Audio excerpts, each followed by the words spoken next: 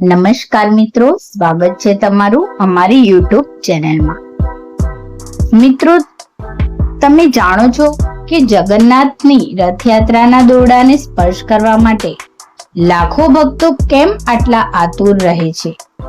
શું માત્ર એક દોરડું જ લોકોને પાપોમાંથી મુક્તિ અપાવે છે? અને દોરડાનું નામ વાસુકી કેમ છે? ભગવાનના રથનું નામ નંદીઘોષ કેમ પાડ્યું? આજે આપણે જાણીશું રથયાત્રાના દોરડાનું રહસ્ય અને તેની પૌરાણિક માન્યતાઓ અને તેના પાછળ છુપાયેલું આધ્યાત્મિક મહત્વ। દર વર્ષે અષાઢ મહિનાની શુક્લ દ્વિતીયાના દિવસે ઓડિશાના પુરીમાં ભગવાન જગન્નાથ ભાઈ બલભદ્ર અને બહેન સુભદ્રા સાથે ભવ્ય રથયાત્રા કરે છે। આ દિવસે ભગવાન પોતાના ભક્તોને દર્શન આપવા માટે મંદિરની બહાર નીકળે છે। એવી માન્યતા છે કે ભક્ત ભગવાનના રથના દર્શન કરે અથવા રથ ખેંચે તેના જીવનના અનેક પાપો નષ્ટ થાય છે। ભગવાન જગન્નાથના 3 અલગ અલગ રથ હોય છે। ભગવાન જગન્નાથનો રથ નંદીઘોષ આ સૌથી મોટો રથ છે, જેમાં 16 પૈડા હોય છે। બલભદ્રનો રથ તાલ ધ્વજ આ રથમાં 14 પૈડા હોય છે। માતા સુભદ્રાનો રથ દેવલ લન આ રથમાં 12 પૈડા હોય છે। દરેક રથનું અલગ નામ, અલગ ધ્વજ, અલગ રંગ અને અલગ આધ્યાત્મિક મહત્વ છે। તો ચાલો જાણીએ નંદીઘોષ નામ પાછળનું રહસ્ય। નંદી એટલે આનંદ અને ઘોષ એટલે ઘોષણા, અર્થાત નંદીઘોષ એટલે સમગ્ર વિશ્વમાં આનંદ અને ધર્મની ઘોષણા કરતો રથ। ભગવાન જગન્નાથનો આ રથ ભક્તોને સુખ, શાંતિ અને મોક્ષનો માર્ગ બતાવે છે। ભગવાન જગન્નાથના રથને ખેંચવા માટે જે દોરડાનો ઉપયોગ થાય છે તેને વાસુકી કહેવામાં આવે છે। વાસુકી એ કોઈ સામાન્ય નામ નથી। હિન્દુ પુરાણોમાં વાસુકી નાગરાજનું વિશેષ સ્થાન છે।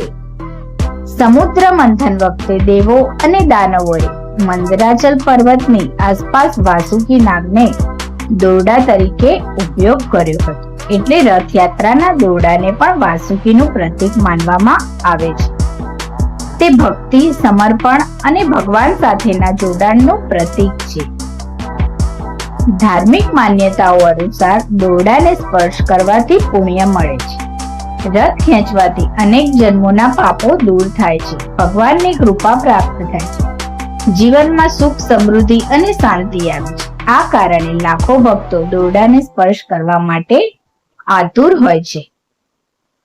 આ દોરડાના સામાન્ય રીતે ખાસ પ્રકારના કુદરતી રેસાથી બનાવવામાં આવે છે।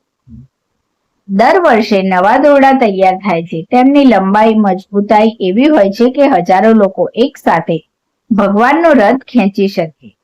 આ સમગ્ર પ્રક્રિયા પરંપરાગત રીતથી કરવામાં આવે છે।